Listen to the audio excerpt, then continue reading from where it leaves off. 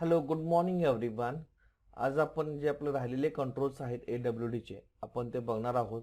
आणि आज आपण आपला पहिला चॅप्टर जो आहे जो AWD कंट्रोलचा आहे तो आपला एंड होईल. ठीक आहे. आणि त्यानंतर आपले जे पुढचे असाइनमेंट्स आणि क्विज वगैरे आपण ते सोडवायचे आहेत. ठीक आहे. आता हा चॅप्टर संपल्यानंतर आपल्याला जे काय सबमिशन असेल या चॅप्टरचं ते टोटली संपवावं लागेल. ओके. सो लेक्चर सुरू करायच्या आधी जे आपलं नेक्स्ट पॉइंट आहे. ओके. हा आपला प्रोग्राम होता जो आपण कॉमन वापरलाय सगळ्यांसाठी. ओके. जस्ट मी फक्त रिव्ह्यू घेतोय. आपण इथं लेबल यूज केलं होतं.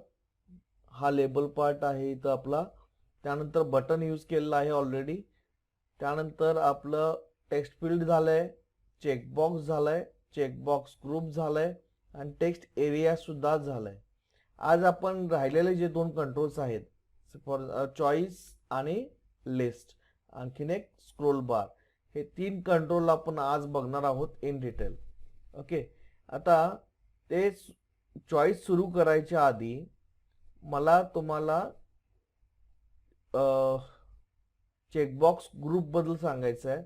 तर चेकबॉक्स ग्रुपमध्ये आपण काय करतो की इथं सिंगल सिलेक्शन असतं, आपण ज्याला रेडिओ बटन सुद्धा म्हणतो. म्हणजे इथं इन्फोसिस सिलेक्ट केलं की TCS आणि सिंटेल येणार नाही.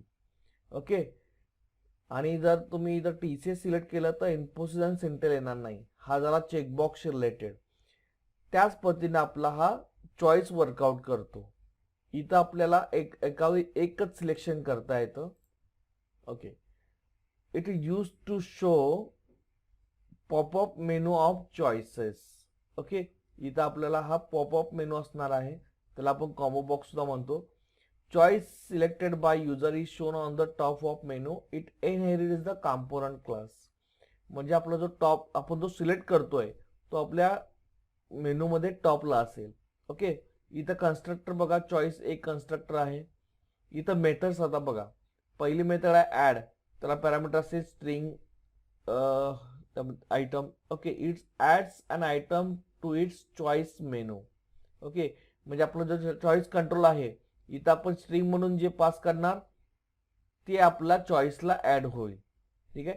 नीट लक्ष द्या, कन्स्ट्रक्टर सिंगल आहे, बाकीच्यांप्रमाणे इथं असणार नाहीत कन्स्ट्रक्टर, मल्टिपल कन्स्ट्रक्टर. आपल्याला एखादा आयटम ऍड करायचा असेल तर आपण कन्स्ट्रक्टर मधनं न करता आपण काय करणार, त्या मेथड थ्रू करणार. ओके.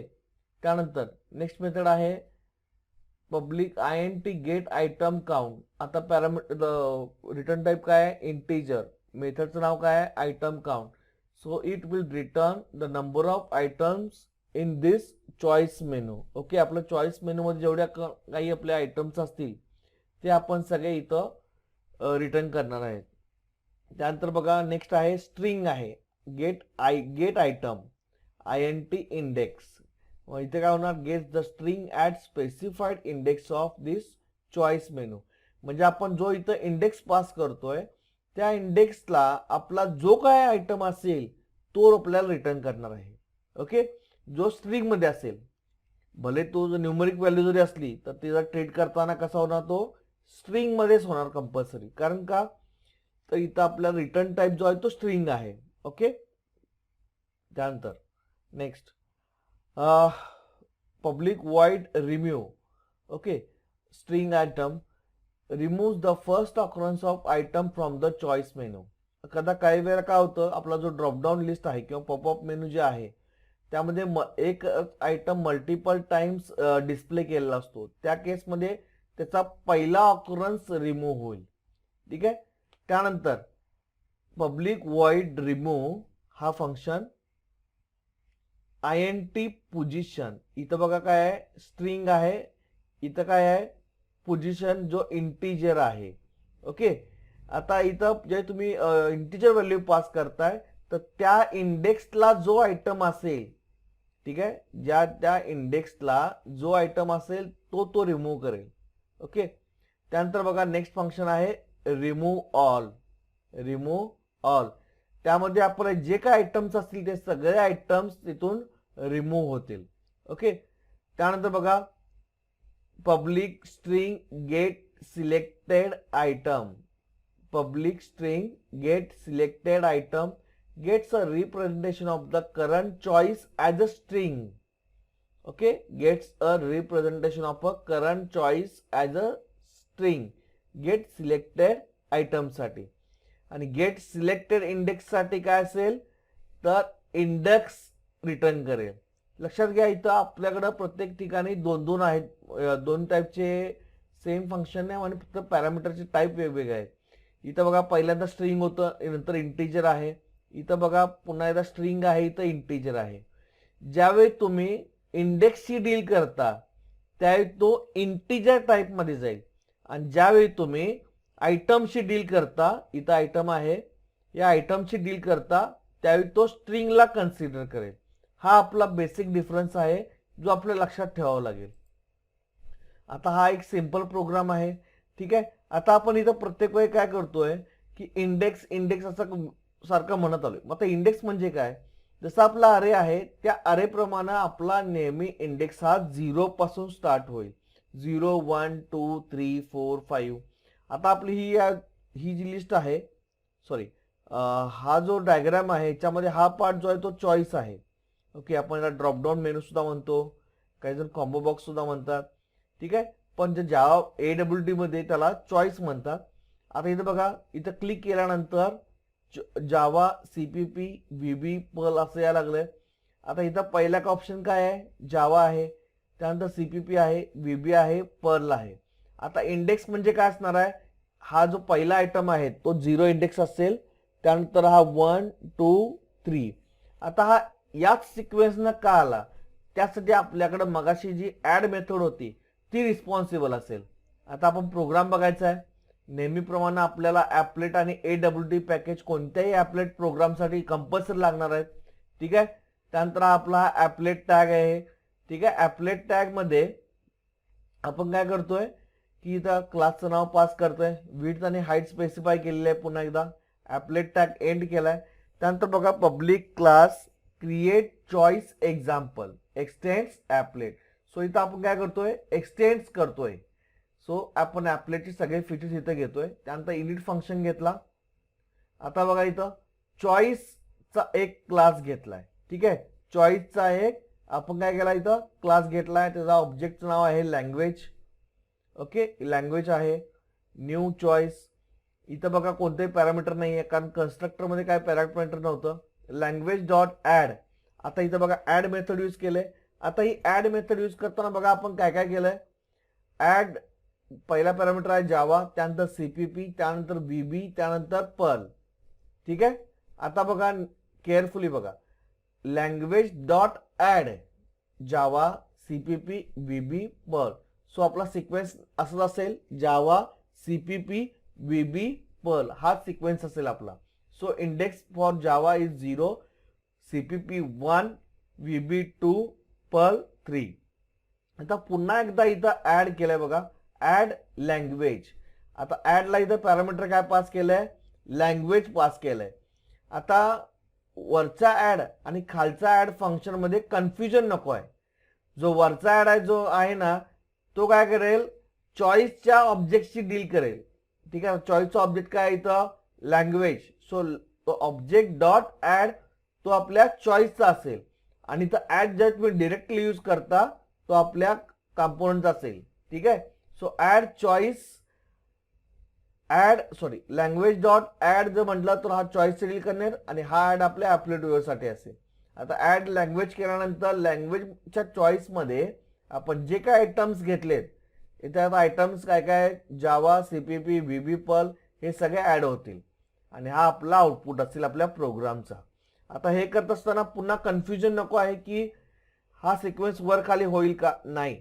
तर तुम्ही ज्या सिक्वेन्सने ऍड केलाय त्याच सिक्वेन्सने तुम्हाला तो डिस्प्ले करेल. कळतंय का? ठीक आहे, आता हा पुन्हा एकदा आपल्याला आउटपुट बघायचं आहे दुसऱ्या काय आपलं सिंपल लॉग इन फॉर्मचं. तर इथं बघा खाली प्रिफर्ड सिटी आहे, इथं आता बेंगलोर एकच दिसतंय. ओके सॉरी, इथं आता बेंगलोर एकच दिसतंय, मल्टिपल सिटीज इथं आहेत. ओके, आता याच्यामध्ये एक बेसिक डिफरन्स तुम्हाला चॉईसचं एक्सप्लेनेशन चालू करायच्या आधी मी तुम्हाला चेकबॉक्स ग्रुप बद्दल डिस्कस केलं होतं. आता इथं बघा चेकबॉक्स ग्रुपमध्ये आपण काय करतो, एकच सिलेक्शन करू शकतो. तसंच चॉईस मध्ये सुद्धा एकच सिलेक्शन करू शकतो. मग चॉईस कधी वापरायचा आणि चेकबॉक्स ग्रुप कधी वापरायचा हे पुन्हा एक क्वेश्चन मार्क आहे. तर लक्षात घ्या, इथं आपल्याला जे चेकबॉक्स ग्रुप वापरायचा आहे त्यावेळी तुम्हाला प्रत्येक आयटम इथं डिस्प्ले करावा लागतो. ओके, त्यामुळे स्पेसचं लिमिटेशन येतं. मग तुम्ही किती स्पेस वापरायची तुमच्या फॉर्मवरची असेल, फ्रेमची असेल किंवा ॲपलेट वेअरची, ही तुमच्यावर आहे. समजा इथं 100 ड्रीम कंपन्या असत्या, ठीक आहे, 100 ड्रीम कंपन्या असत्या आणि तुम्हाला एकच कंपनी सिलेक्ट करायची आहे, तर कंपनीच्या नावामध्येच हा ॲपलेट पूर्ण भरला असता. हा पूर्ण ॲपलेट काय झाला असता, भरला असता. त्या केसमध्ये आपल्याला चॉईस काय करेल, हा ड्रीम कंपनी इथे येईल आणि इथं तुमची एक कंपनी जी सिलेक्ट करायचं ती येईल. बाकी इथं क्लिक केल्यानंतर तुमचा तो ऑप्शन दिसेल. ठीक आहे, त्यामुळं चेकबॉक्स ग्रुप ज्यावेळी तुम्हाला स्पेसचं लिमिटेशन वापरायचं मध्ये असतं त्यावेळी तुम्ही चॉईसला जाऊ शकता. नेक्स्ट आहे लिस्ट. ओके, आता लिस्टचा लुक आपला असा असेल. हा आपला लिस्टचा लुक आहे. ठीक आहे, आता याच्यामध्ये हे सुरू करायच्या आधी मला टेक्स्ट एरिया बद्दल एकदा फक्त रिवाइज करायचं आहे. हा आपला टेक्स्ट एरिया आहे. दोन्ही दिसायला पण सेम आहेत. टेक्स्ट एरियामध्ये काय असतं, मल्टिपल लाईन असतात. इथं आपण एकसारखं पुढे एकमेकाच्या पुढे टाईप करू शकतो. ओके, टेक्स्ट फील्डमध्ये काय असतं, सिंगल लाईन टेक्स्ट असतं.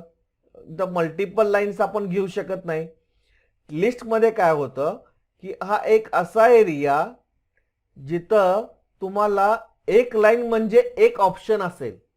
एक लाईन म्हणजे काय असणार आहे, एक ऑप्शन असणार आहे. दोन लाईन म्हणजे दोन ऑप्शन्स असणार आहेत.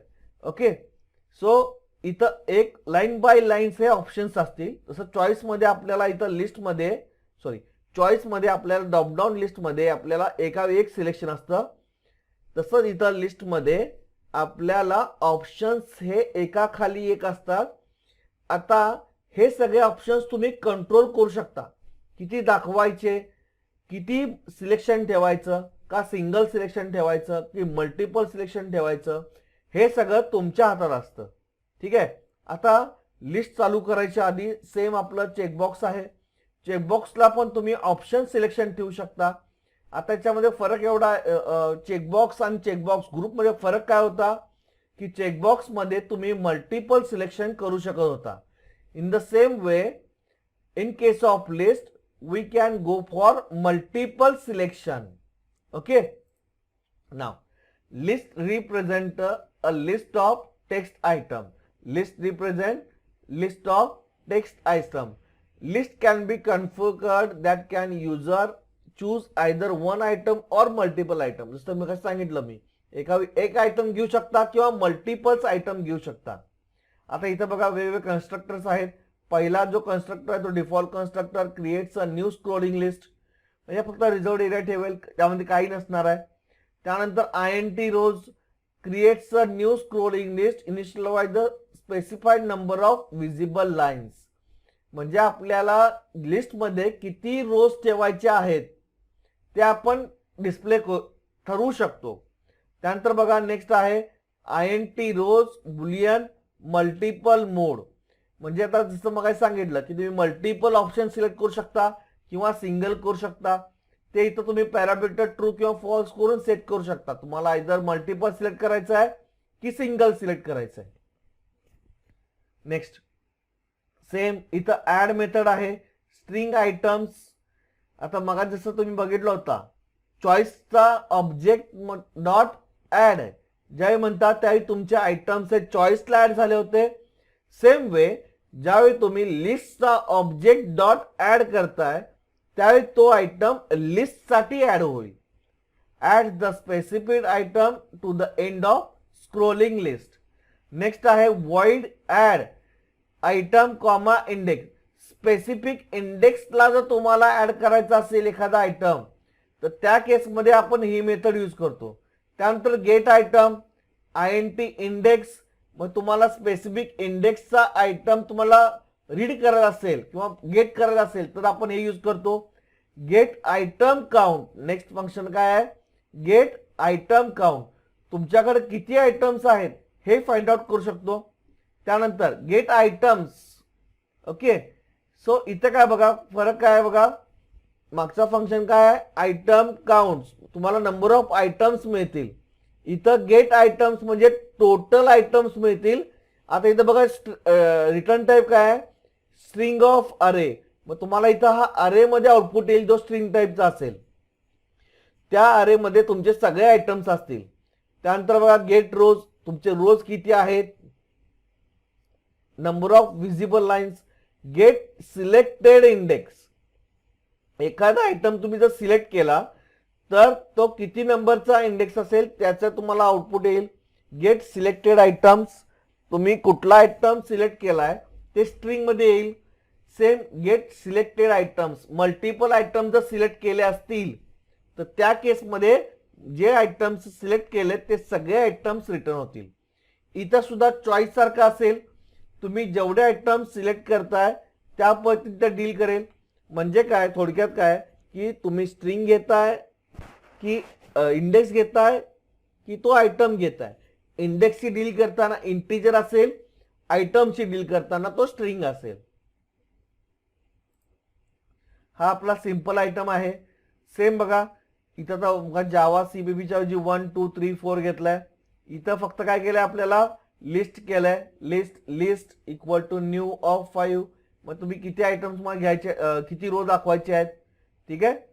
आता इथं बघा 5 घेतलंय. इथं तुम्हाला किती दिसते बघा, 1 2 3 4 5 आउटपुटला इथं. कारण का, पॅरामीटर आपण 5 पास केलंय. आपला सेकंड नंबरचा कन्स्ट्रक्टर होता ज्यामध्ये आपण रोज पास करत होतो, तो आहे आपला हा program. Okay, so output will be like this. Again back to this our basic diagram. आता इथं बघा लिस्ट मध्ये मल्टिपल सिलेक्शन आहे, चेकबॉक्स मध्ये मल्टिपल सिलेक्शन आहे. आता चूज कुठला करायचा, चेकबॉक्स करायचा का लिस्ट करायचा, यासाठी तुम्ही काय करू शकता, जसं की मगाशी सांगितलं की चेकबॉक्सचे सगळे ऑप्शन तुम्हाला वरती डिस्प्ले करावे लागतात. समजा इथे 100 ऑप्शन्स असतील तर तुम्हाला 100 ऑप्शन द्यावे लागतील, वेस्टेज ऑफ स्पेस जाईल. इन्स्टेड तुम्ही लिस्ट यूज केला, त्याला रोजला लिमिटेशन ठेवला तर तुमचा कमी स्पेस मध्ये जास्त ऑप्शन बसू शकतात. ठीक आहे.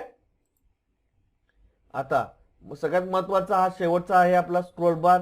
Use to add horizontal and vertical scroll bar. आता ऍक्च्युली आपण हे टेक्स्ट एरियामध्ये बघितलंय, लिस्टमध्ये सुद्धा बघितलंय, पण आपण एक सेपरेट बघतो ऍप्लिकेशन बघतोय. तर आपल्याला बऱ्याच वेळा आपण बघतो डायलॉग बॉक्समध्ये की आपल्याला व्हर्टिकल आणि हॉरिझॉन्टल स्क्रोल बार दिलेले असतात. तर तो हा स्क्रोल बार आहे आपला. त्यामध्ये 2 टाइप्स आहेत, व्हर्टिकल आहे, हॉरिझॉन्टल आहे. आता इथं कन्स्ट्रक्टर बघा, पहिला कन्स्ट्रक्टर डिफॉल्ट आहे, कन्स्ट्रक्टर न्यू व्हर्टिकल स्क्रोल बार. हा व्हर्टिकल स्क्रोल बार जो आहे तो बाय डिफॉल्ट येईल. त्यानंतर तुम्हाला ओरिएंटेशन चेंज करायचं आहे, त्या केसमध्ये हा स्क्रोल बार INT ओरिएंटेशन, तुम्ही ओरिएंटेशन पण चेंज करू शकता. ओरिएंटेशन म्हणजे व्हर्टिकल किंवा हॉरिझॉन्टल येईल. त्यानंतर बघा third constructor INT orientation, INT value, INT visible, INT मीन, INT मॅक्स. आता इथं बघा याच्या केसमध्ये बघा इथं INT ओरिएंटेशन म्हणजे तुम्हाला व्हर्टिकल ठेवायचा की हॉरिझॉन्टल ठेवायचा. त्यानंतर इंटिजर व्हॅल्यू, इथं बघा हा इंटिजर व्हॅल्यू. ठीक आहे. त्यानंतर विजिबल ठेवायचं आहे का नाही, आणि मिनिमम व्हॅल्यू किती आणि मॅक्सिमम व्हॅल्यू किती. ठीक आहे. मिनिमम व्हॅल्यू किती आणि मॅक्सिमम व्हॅल्यू किती, याप्रमाणे तुम्ही ते जजमेंट करू शकताय.